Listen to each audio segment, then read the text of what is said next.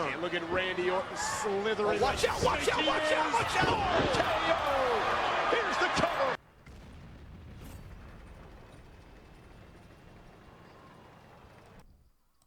Hey, what's up everyone, and we're back here today and this year with our first video of 2021, and today we're going to be taking a look at one of the newer tanks added to the game, the Concept 1B, and I have a couple games on Sand River. Luckily, one's from this spawn and one's from the other spawn, so it's a little bit different, but of all the new tanks that was added, I kind of enjoyed this one the most maybe. The 2685 is probably the best. Actually no, nix that, it is the best, but 850 Alpha TDs can be a little dull to play because it's not super hard to play, and I'm not saying this tank is super hard to play either, but it's not super easy mode, I guess, but the style of play for this tank is pretty straightforward, and that is go haul down right off the bat. And do I think this thing's worth the effort of getting it, which wasn't much effort, I don't believe? Yes and no. It's a solid tank. I like that it's a heavy tank that's actually got some speed to it. Shockingly, the guy that likes light tanks likes to have mobility. Weird.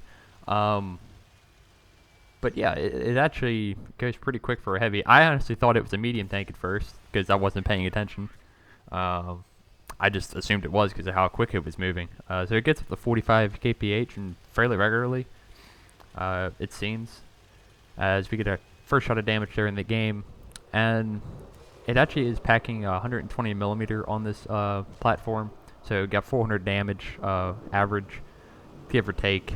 It's more take at this point with the minus 25 plus 10 RNG on rounds you fire. We try to snap one into the Panzer Wagon as he YOLOs over, and we're going to see that guy in a little bit because he's going to make a second pass, but it's not going to go quite as well for him.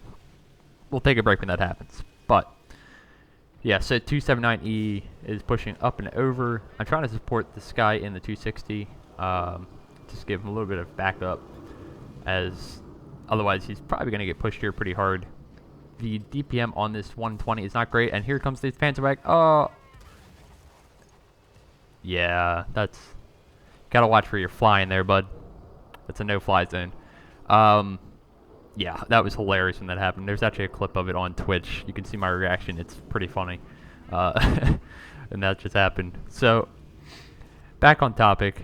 120 millimeter, 400 average damage. You got 258 pen on the standard rounds, 310 on the premium, which isn't fantastic considering the M103 also has 120, and that 120 actually has 340 pen with I believe heat, so yeah, it's a little bit worse there, but you do get much better armor I think on this thing than the M103. The M103 also has a faster rate of fire than this by about like around a minute. This tank only has 4.41 rounds per minute, while the M103 is about 5.3, something around that. It's give or take.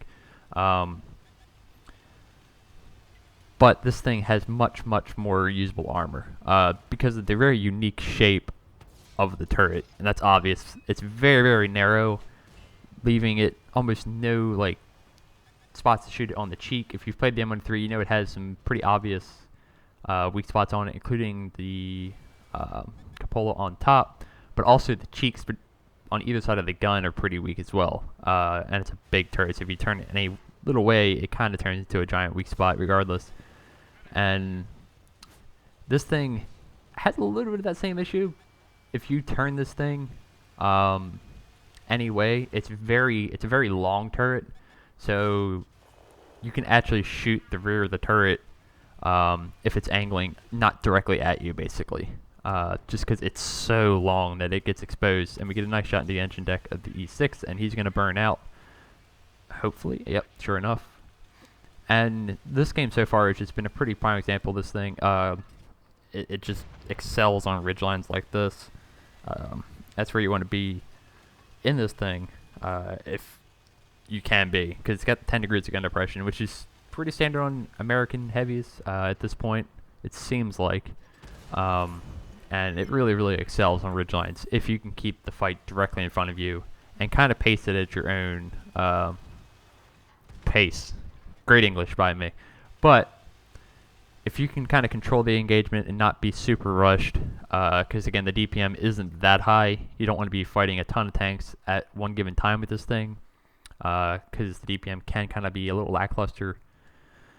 Unfortunately, I don't know why it was nerfed that badly, because it was actually nerfed on the PC version by about, I think, 2 rounds a minute, which is kind of nuts. So we'll see with that. And I guess you guys should know, I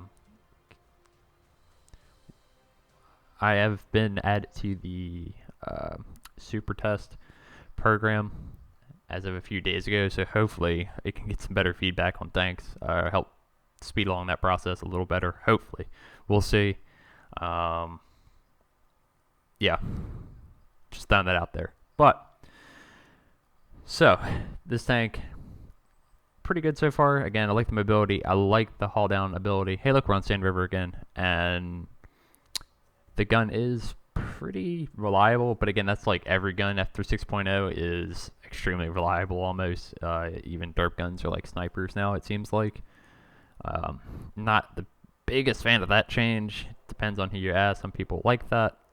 I am not a fan of getting snapshot by like defenders on the move or something like that, for example. It just doesn't really make sense, and it makes tanks that are like the Leopard 1 kind of null and void. It's like, okay, it's super accurate.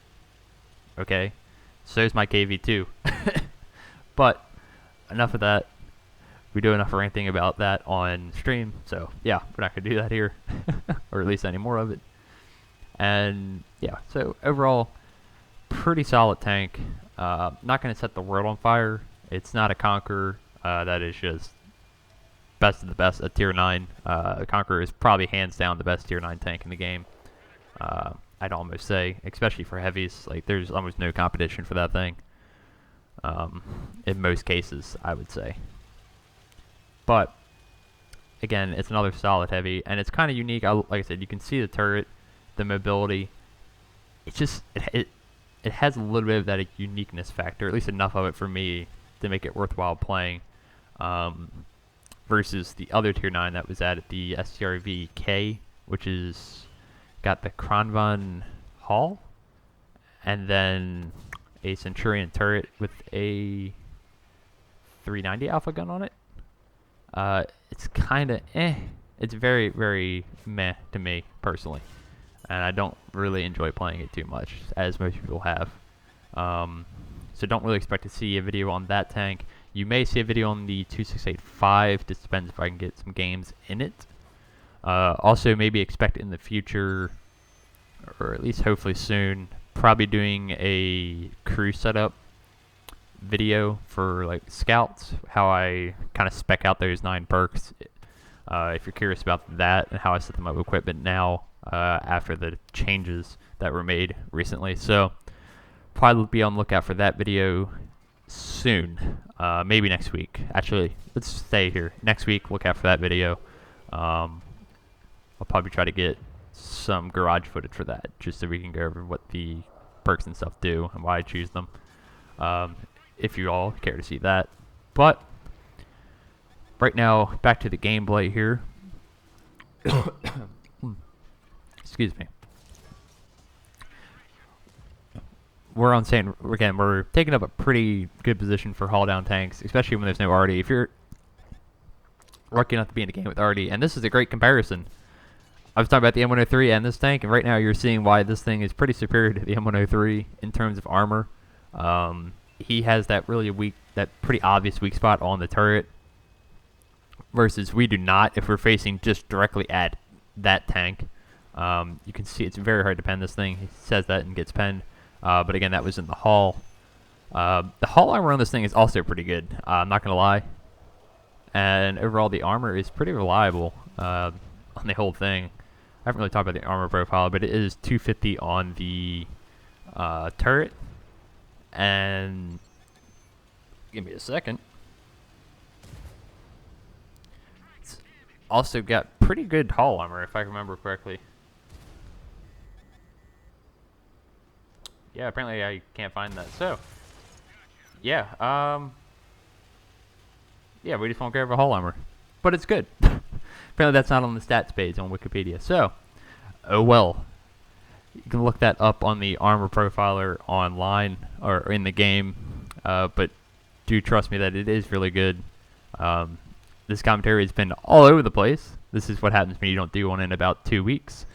And you're a little rusty, I guess. But we get a nice snapshot into the Conqueror there. And again, we're just basically just using this really strong position as much as we can. We have tanks behind us. This is kind of risky at this point because we have tanks up on our left still. And this is going to get very awkward because we're not going to snapshot this guy. And it just goes into oblivion, unfortunately.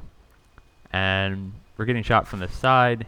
He bounces. We're still getting shot from the side. So we're just going to push in on this guy because right now we're getting dumped on by an autoloader. Make sure that one pens. Try to snap it into the lower plate and get the hell out of dodge. Kind of sloppy there, but we had the HB, and luckily we don't get taken out, but we do get punished. But we're not totally out of the game yet. And finish off the SB-1C while we're on our way up to the hill. That's where most of their tanks are still at. And again, the great mobility, the good mobility of this tank is going to let us do that, and we're not going to be just out of the game once we're done with the initial fighting. There's some heavies that are like that, where you get that initial brawl in, but then that like second phase of the game, you're just kind of left standing in the dust, and you may get like a shot of damage more. But this thing, you can see we're getting up to speed fairly well, and we're able to move around the map almost like a medium tank. Now the traverse speed obviously isn't like a medium tank. That's kind of obvious, and as it should be. This thing still is a heavy, has a lot of armor. So it has to have some drawback in that mobility category, but it's still not terrible. You're not going to be circling anybody in this thing, most likely, as we take a shot from what was most likely the Scorpion G. And right now at this point, we're going to keep moving on up and see if we can't spot this guy. I'm actually going to switch to HE here in a second because we only have the Scorpion G who just shot us. And then a Ragnarok that's on 300 hit points. And sure enough, there's a full HP Scorpion G. We put our AP round into him and immediately switch to HE, or one HE round that we carry. This thing only has 40 rounds of ammo, so I don't take a ton of the HE rounds. We aim for the turret, make sure it pens, because Scorpion G actually has some armor on the upper plate, or at least enough to prevent HE. So want to avoid hitting that. Finish him off for another kill. And now we just have the Ragnarok left. Maybe we can get a shot in him for, I think, maybe our 6th kill of this game.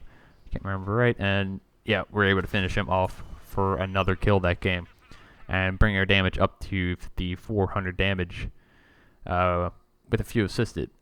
And had a good amount of block there as well. Yep, sure enough, we had 6 kills as well. It's a bit hard to keep track of that now. So we got Top Gun. And about, what is that, 1800 base XP? First class. I haven't had a huge game in this tank yet, aka like 6-7k damage just because of DPM, but I'm sure it could happen. Overall, a solid tank, not crazy good, but not bad, and something I'll probably keep playing and have in my garage for quite a while, and you'll probably see some more replays of it. So, I hope you guys enjoyed, and I will catch you next week, or later this week, and see you. Peace.